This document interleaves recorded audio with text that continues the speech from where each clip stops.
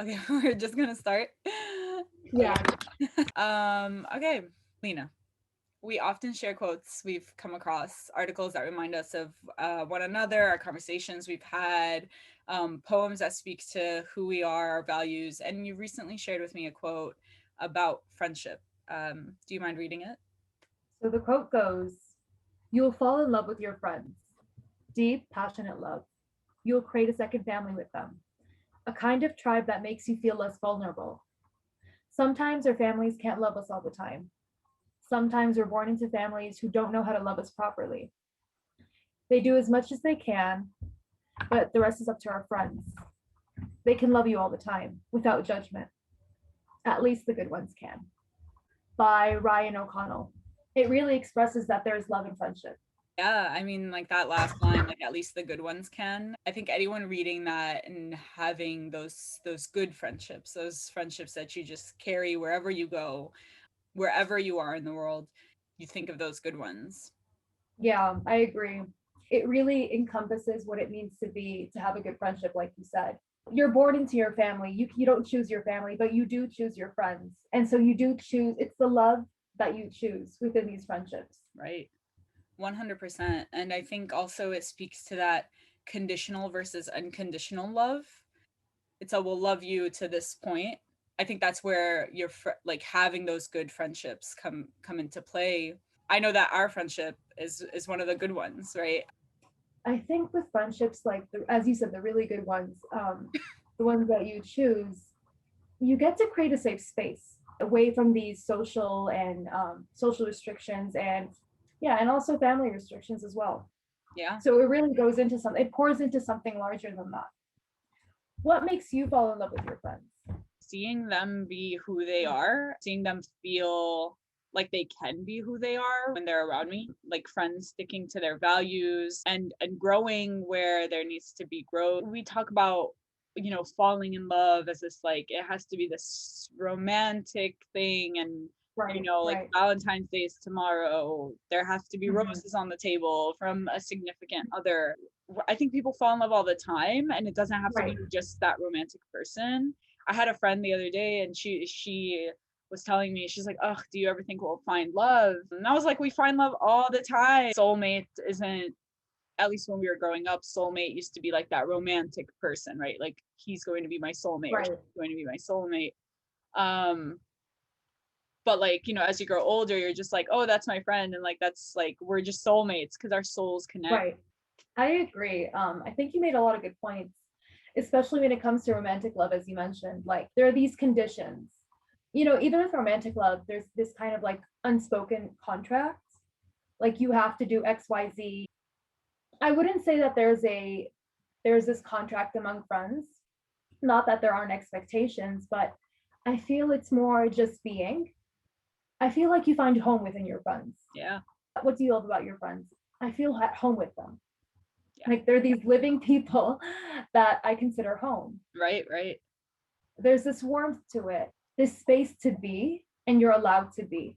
And I love how you talked about finding your soulmate and that we fall in love with people all the time because it's true, you do. Yeah, We don't really focus on the love that we have within people, within our friendships, and right. how necessary they are for our mental health, for our growth, for just being there, being a home for them, basically. Right, right. That warmth, that home. And and I'm thinking about it now, when a person is in a romantic relationship, what do they end up saying? They end up saying he's my best friend or she's my best Right. friend, literally bringing Exactly. it back to that that concept of friendship, that you just, being a friend is different, but it's just such a powerful relationship. And I think if you are in life able to maintain these Mm-hmm. friendships where you're not bound by blood and you're not bound by a piece of paper that indicates that you Right. are, bound by marriage and like this, Exactly. social sort of contract. I think that's such a beautiful thing, feeling at home, feeling that warmth. um that makes you fall in love with friends. Yeah. People have a how we met story. Do you have one that begins the story of our friendship?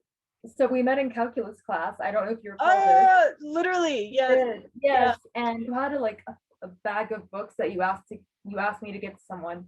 Obviously, like we're the Arab Americans in the class. Yeah. We're studying the same field, taking the same course. And so we start talking and whatnot. And then I remember one day you told me that you had a blog. And I don't know if you recall this or not. And then I'm like, I love this. I love that you had a blog. I love that you are a writer. And I love that, like, at the time for me, I was still like within like having this identity writer crisis where I wasn't sure to show my writing or not to show. I was still going through that phase. And you have this blog and you would write and you would publish and you would show me your readings. And I said, I write too. And that's basically, we had an exchange with our writings. Yeah. And that's how I recall that it started. I just don't know how to explain it, but I just kind of figured that we'd be friends. Like, you know what I mean? Like, I just kind of figured like, okay, yeah, that's gonna be a friend. Like, you know, and not like a casual like classmate, but like, yeah, we're gonna be friends.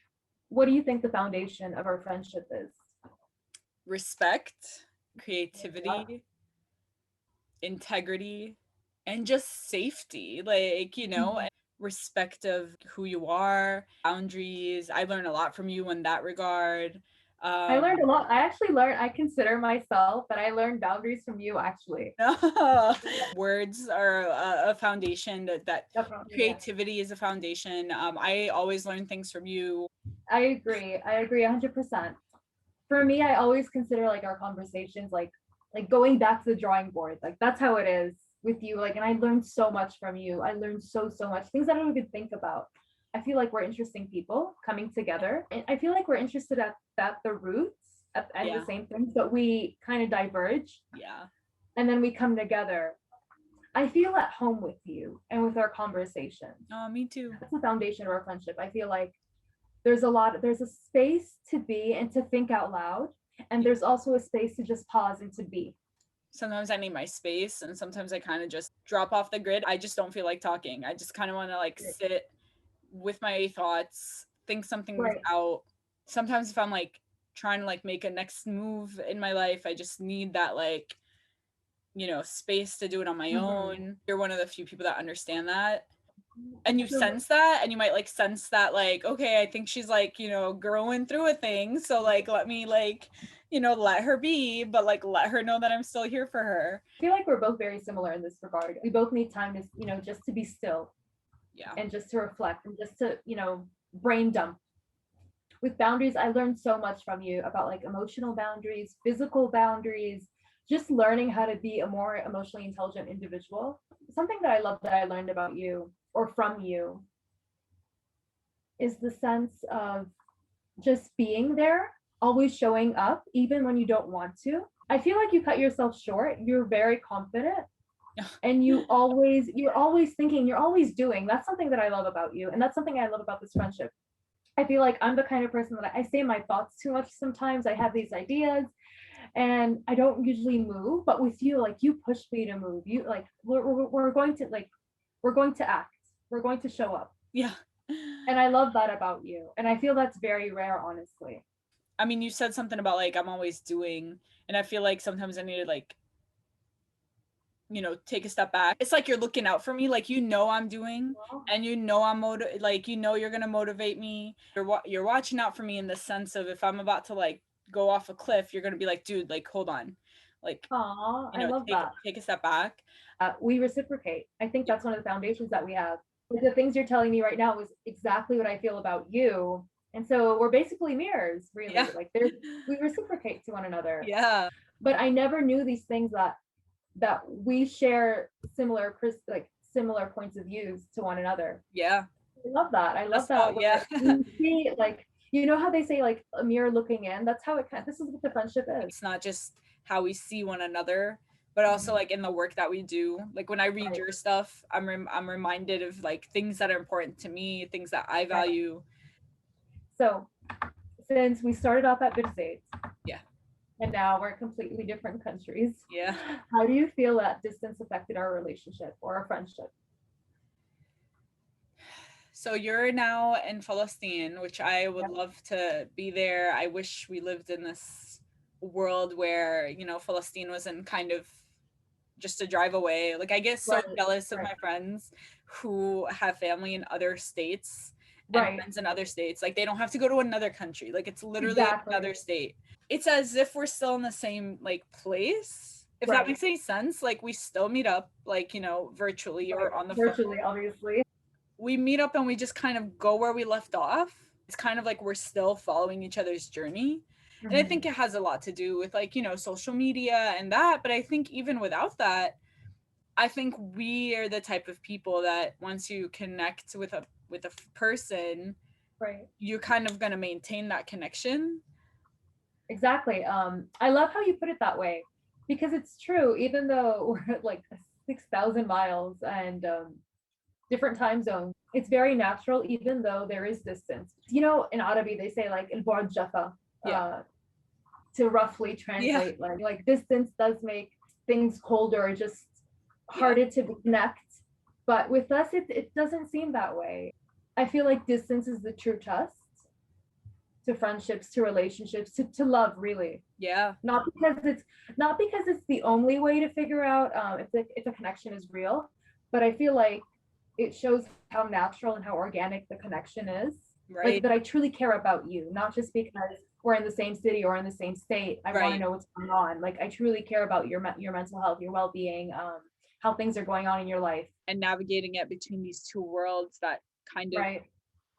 never collide, and they're probably never meant to collide, Right. And maybe there's beauty in that, because it just forms this like people like us, right, where we're here like and there, but mosaic. like but neither here or there, and Right. but it just doesn't feel forced. Like the effort is there, but it's not a forced effort, and it's not Exactly. It's organic. It's yeah raw. it really just kind of just goes. But like when we were in the diaspora, or I was in diaspora with you 2 years ago, when we talked on the phone about being Palestinian and like carrying Palestine through us, how do you feel that? How do you feel like our Palestinianness? Is it similar? Is it different? We are true to who we are. Like we own our Palestinianness. Our identity is plays a big role in anything we choose to do. So I would say that our Palestinianness is quite similar, actually. It's probably in different forms or in different spaces, but I would say we're very similar. So Lina, what have you tolerated from people that you no longer have the space for? Oh, this is a really heavy question. And, interestingly enough, I learned this from you. I learned a lot from you. Because the thing I stopped tolerating is I learned it from you, but perfect. Go on. I told we were mirrors, we were mirrors, and I'm learning this from this conversation. So the first thing is taking chances and showing up more, because I usually, even if I'm interested in something, I just like, sometimes I feel like I don't know if it's imposter syndrome or if it's just fear of failure or just not showing up. I learned that from you. So just show up. Who cares? In the end, like even if you make mistakes, even if it doesn't work out.